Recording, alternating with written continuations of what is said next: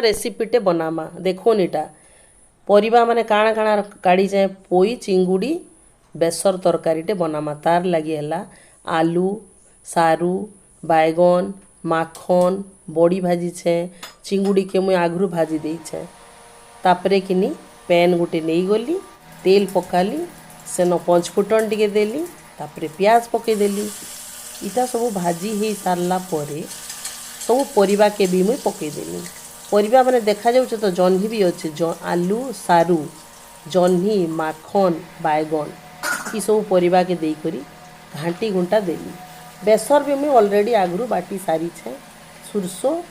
आउ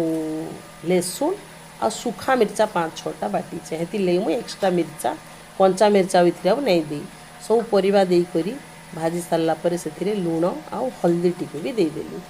भाजी भुजा से सब हो गले भाजी पनीपरिया के टिके भाजी दे सारला परे